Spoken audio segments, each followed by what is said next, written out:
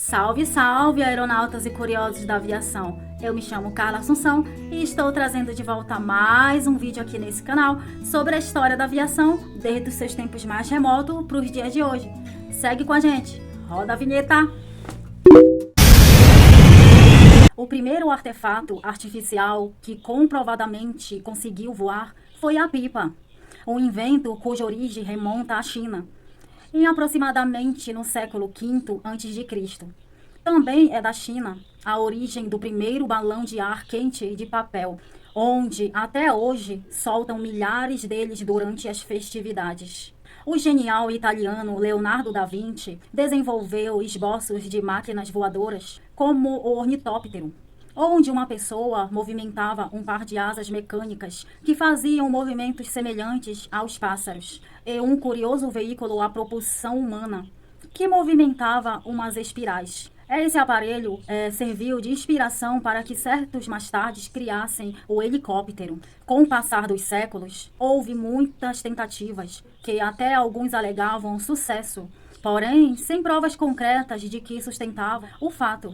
Em 1709, o padre brasileiro Bartolomeu de Gusmão fez um pequeno balão de ar quente e fez experimento dentro do Palácio Real Português. E foi um sucesso, tendo a corte e o rei João V como testemunhas. O monarca até ajudou financeiramente a construir um balão de escala maior que poderia ser tripulado, e o projeto foi batizado como Passarola. O teste ao público estava marcado para o dia 24 de julho do mesmo ano, mas em aquisição portuguesa proibiu Gusmão de prosseguir com seu invento, e o Passarola nunca foi concluído. No entanto, os irmãos franceses José Michel e Jacques-N. Montgolfier, após realizarem muitos estudos e experimentos, construíram o Équien, o primeiro balão tripulado do mundo.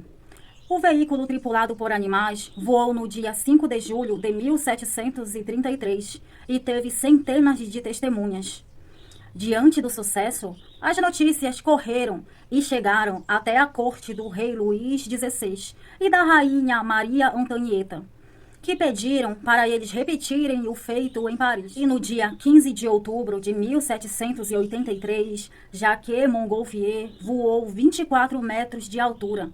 E depois disso, ele só aperfeiçoou cada vez mais a invenção e passaram a voar cada vez mais alto e mais longe. No entanto, esse tipo de aeronave não possuía dirigibilidade feito um barco ou uma carroça. E então, o engenheiro francês Henri Giffard desenvolveu um balão a hidrogênio que poderia ser guiado e um motor a vapor de 3 cavalos que movimentava o propulsor de 3 hélices.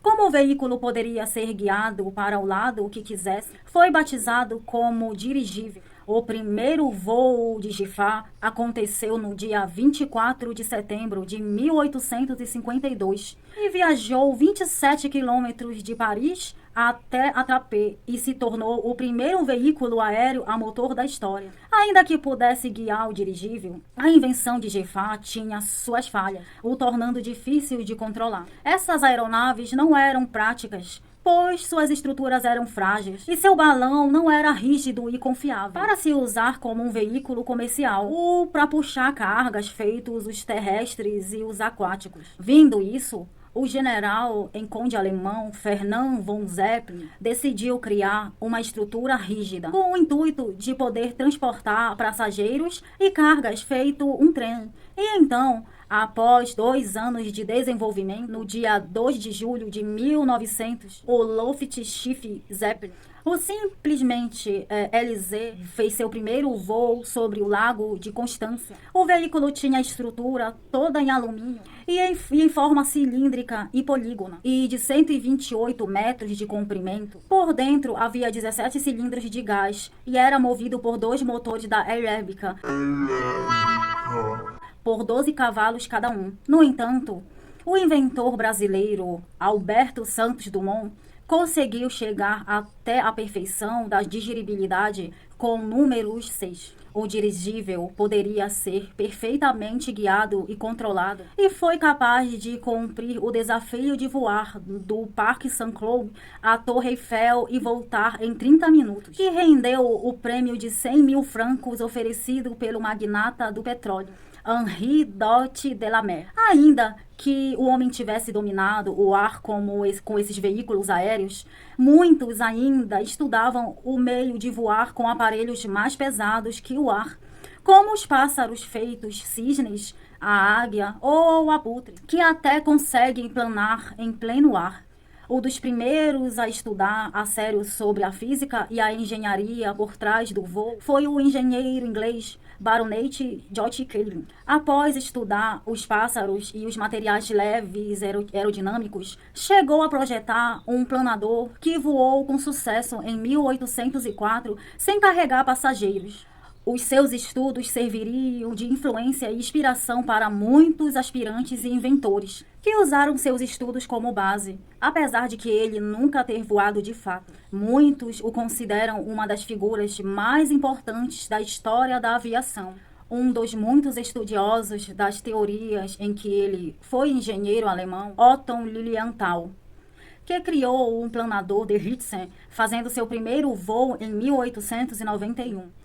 O aparelho, com 7,62 de envergadura, era capaz de voar como se pegasse embalo descendo morros. E Lilienthal voou mais de 2.000 vezes por toda a Alemanha, até que no dia 9 de agosto de 1896, ele perdeu o controle do planador e caiu a uma altura de 15 metros. Otto não resistiu aos seus ferimentos e morreu no hospital no dia seguinte. Lilienthal recebeu o apelido de Homem Voador, que acreditava como inventor do planador. Os estudos do Baronet Cayley e a invenção de Lilienthal servirão de inspiração para os irmãos Wilbur e Orville Wright. Os irmãos tinham uma oficina de bicicletas e outros maquinários na cidade de Dayton, nos estados de Ohio, onde eram fascinados por mecânica. E tinham fascinação por Lilienthal. Eles tinham grande conhecimento sobre motores a combustão interna, que eram mais leves e eficientes que os motores a vapor. Muitos tentaram voar com esse tipo de mecânica no passado, porém provaram ser pesados para levantar uma aeronave. Depois de muitas tentativas e erros, os irmãos Wright desenvolveram um Flyer, um biplano equipado com motor de 4 cilindros e bem desenvolvidos pelos próprios irmãos, que desenvolvia 12 cavalos. E no dia 17 de dezembro de 1903, na cidade de Kitty Hawk, na Carolina do Norte, fizeram o primeiro voo de uma aeronave motorizada no mundo. O avião, que foi pilotado por Orville Wright, voou por 12 segundos, a uma distância de 36,5 metros. Naquele dia, os irmãos foram alternando as ligações do Flyer e voaram 4 vezes, somente em linha reta. Porém, o avião deles não se movimentava no chão, sendo necessário usar um carrinho sobre trilhos para dar impulso à aeronave. Santos Dumont, após realizar muitos voos de sucesso com seus balões dirigíveis, decidiu tentar fazer sua aeronave. Após uma tentativa frustrada com o modelo 14, ele aperfeiçoou seu invento. E ao contrário do avião dos irmãos Wright, ele tinha rodas para se locomover em terra firme. E batizou o veículo de 14 bis, também chamado de o Exur de Bois. Realizou seu voo em 23 de outubro de 1906, no campo de Baraté até em Paris, diante de milhares de pessoas que se encantaram com o voo de 60 metros de distância e aproximadamente 2 metros do chão. O avião de Dumont era mais controlável e capaz de fazer curvas, que ficou ainda mais confiável depois que ele desenvolveu a ailerons para estabilizar a aeronave. E assim ele percorreu 220 metros de distância, um recorde na época. Porém, tanto o Flyer quanto o 14 bis tinham formatos muito peculiares, que nada lembram as aeronaves como nós a conhecemos. Outro estranho veículo foi criado em 1907 pelo engenheiro francês Economie, que, baseado nos esboços de Leonardo da Vinci, fez uma aeronave de 2 hélices e no dia 13 de novembro voou a 30 centímetros de altura, com que seria o primeiro helicóptero da história. Mas logo, as aeronaves passaram a ficar com formatos como conhecemos, como o modelo de Santos Dumont de Moselle de 1907. O amigo e rival de Alberto, o engenheiro francês Louis Blériot, desenvolveu a notável aeronave tipo 11, que tinha um design ainda mais refinado, com um motor e asas na dianteira e uma cauda estabilizadora na traseira. No dia 25 de julho de 1909, a aeronave de Blériot conseguiu atravessar o Canal da Mancha, saindo de Calais, na França, e pousando em Dover, na Inglaterra. Após 36 minutos de voo, o que lhe rendeu uma soma de 1.000 libras, que era o prêmio oferecido a quem fizesse tal façanha. Com o surgimento das aeronaves, a indústria de motores passou a desenvolver mecânicas para equipá-los. O primeiro motor V8 da história foi o Antonelli, que foi idealizado pelo engenheiro Léon Levalasse. Lançado em 1904, desenvolvia 70 cavalos. Esse motor seria usado por Santos Dumont em seu 14 bis. Logo, a configuração multicilíndrica radial ganharia força. Criado por Félix Mileno, um triciclo de 1888, essa mecânica começou a ganhar a preferência da indústria aérea que estava nascendo. E o francês Gnome Ômega tinha 7 cilindros e 50 cavalos e se tornou um motor confiável. E logo se tornou um grande sucesso de vendas. O gerente administrativo Alfred Cosman abriu o que seria a primeira companhia aérea do mundo, Adelaide, que começou suas atividades em novembro de 1909. Com o potencial da nova indústria, os pioneiros como os irmãos Wright, Santos Dumont e Louis Blériot passará a comercializar seus aviões para quem pudesse pagar. No dia 28 de março de 1910, o francês Henri Fabry voou numa aeronave que poderia flutuar, decolar e pousar na água, criando assim o primeiro hidroavião.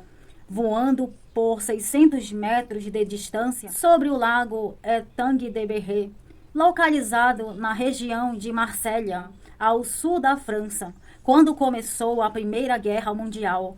Tanto os aviões quanto os dirigíveis foram usados pelas Forças Armadas nos países desenvolvidos no conflito, e surgindo assim a Força Aérea. Porém, os dirigíveis foram logo descartados, pois eram lentos, grandes e alvos fáceis para as tropas inimigas os acertarem.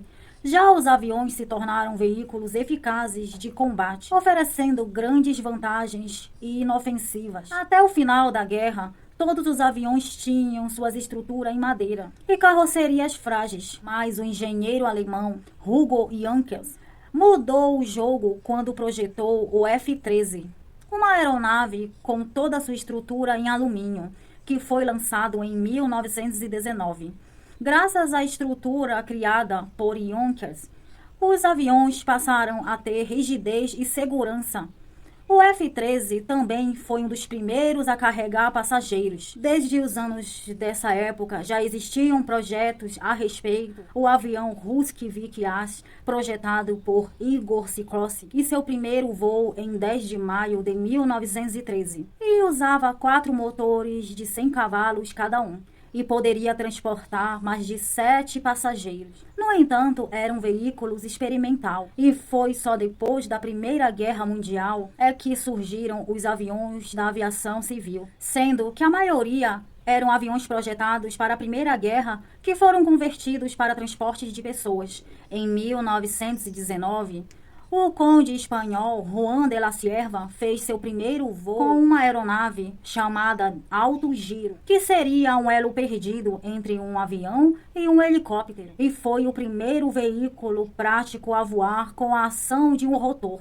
A Após a Primeira Guerra, muitas recompensas eram oferecidas para quem conseguisse cruzar os oceanos a bordo de aeronaves. E muitos destemidos toparam esses desafios, com os aviadores militares britânicos, capitão John Alcott e o tenente Arthur Brown, a bordo de um Fokker 20, que voava da cidade de St. John's, no Canadá, e chegara em Clifden, na Irlanda, ganhando um grande prêmio de 13.000 libras. O empresário hoteleiro Enon Moulting oferecia um prêmio de $25.000 para quem cruzasse o Oceano Atlântico, indo de Nova York a Paris, ou vice-versa. Após muitos tentarem a sorte, o aviador norte-americano Charles Lindbergh conseguiu cumprir o desafio a bordo do avião Spirit of St. Louis, que cruzou o Oceano Atlântico de Nova York a Paris entre os dias 20 e 21 de maio. Nessa época, os dirigíveis já transportavam passageiros e cargas por diversos países. Usando escrita, ainda conseguiam coexistir com as aeronaves. Já os aviões, como o Boeing 247 e o famoso Douglas DC-3, já estavam ganhando popularidade em diversos países do mundo.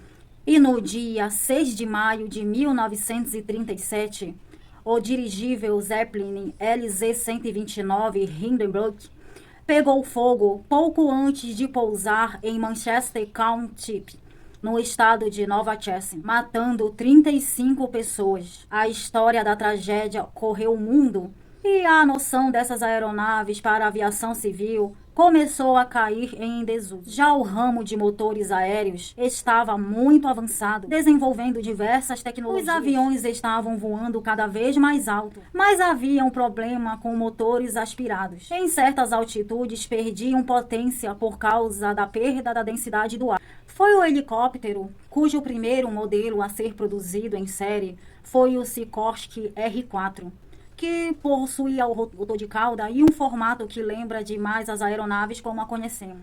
O primeiro aparelho criado para a aviação civil foi o Bell 47, que foi lançado em 1946. O veículo fez muito sucesso por sua praticidade, já que pode voar para frente, para trás, e ainda não precisa de longas pistas para pousar ou decolar. Nos anos 50, a rivalidade entre os Estados Unidos e a União Soviética causou a chamada Guerra Fria, onde os países trocavam farpas e faziam demonstrações de poder, sendo que uma delas ficou muito famosa e foi chamada de Corrida Espacial. No dia 4 de outubro de 1957, a União Soviética lançou o foguete contendo um primeiro satélite artificial, o Sputnik 1, e no dia 3 de novembro do mesmo ano lançaram o Sputnik 2.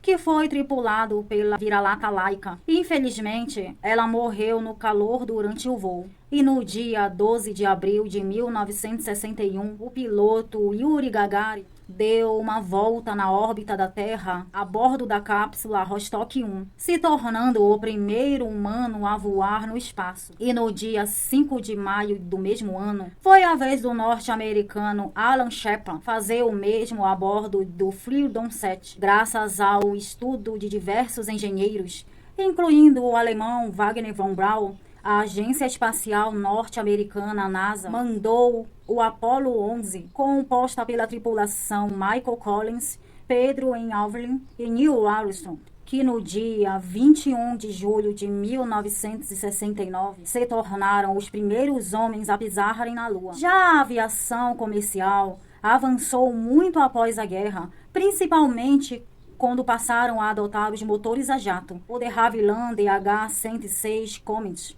foi o primeiro a adotar essa mecânica e foi lançado em 1949. Outros aviões que ganharam muita popularidade foram Douglas DC-8 e o Boeing 707, que provaram ser confiáveis e seguros. E no ano de 1968, a Boeing lançou uma enorme 747, que se tornou o maior avião comercial do mundo, com capacidade para 366 passageiros. Bem maior que o 737, seu outro modelo bem-sucedido lançado no ano anterior. No final do ano, a fabricante russa Tupolev lançou o Tu-144, o primeiro supersônico de transporte civil do mundo. O avião aerodinâmico poderia transportar até 150 passageiros e chegar a 2.500 km por hora de velocidade máxima. Isso é mais de 2 vezes superior à velocidade do som. E no ano seguinte, as empresas Sigui Aviation da França e a British Ecofreight Corporation criaram um avião supersônico para transporte de passageiros Concorde. Ambos supersônicos fizeram muito sucesso dentre os passageiros que tinham pressa de cumprir compromissos. No entanto, isso não ocorreu com as empresas aéreas, pois poucos modelos e guiantes aviões foram encomendados. Muitos que encomendaram cancelaram os pedidos após a crise do petróleo de 1973 e a crise financeira mundial ocorrida entre o final de 73 e o início de 74. Desde a corrida espacial dos anos 50, a NASA estava desenvolvendo uma aeronave específica para voar no espaço, que poderia ser usada mais vezes, já que seus módulos só serviam para uma única missão. E então, no dia 12 de abril de 1981, lançaram a aeronave Columbia, que ficou conhecida como ônibus espacial. E depois de orbitar no planeta, os pilotos John Young e Robert Crittenden voltaram à Terra no dia 14, pousando numa pista feito um avião. Com o sucesso da missão, a NASA desenvolveria outras aeronaves, mas em 28 de janeiro de 1986 ocorreu uma tragédia quando o ônibus espacial Charlie Chaplin explodiu pouco tempo depois de decolar, morrendo toda a tripulação de 7 passageiros e causando uma grande comoção no mundo todo. No mesmo ano, os pilotos Dick Newton e Diane Nair conseguiram dar uma volta ao mundo sem parar para reabastecer na aeronave Rotan Air. E o aviador suíço Bertrand Piccard conseguiu fazer o mesmo a bordo de um balão em 1999. O Bright Orbiter 3 voou por 19 dias, entre os dias 1º a 21 de março. E no dia 1º de fevereiro de 2003, ocorreu outro desastre no programa espacial norte-americano, quando o pioneiro Columbia explodiu ao reentrar na atmosfera terrestre, matando 7 tripulantes. E novamente, uma outra grande comoção ocorreu no mundo. Após essa tragédia, a NASA decidiu encerrar progressivamente o programa de ônibus espaciais, sendo que o último voo foi do Atlantis, que pousou em 21 de julho de 2011. Dos anos 70 para cá, a aviação civil começou a ficar cada vez mais popular,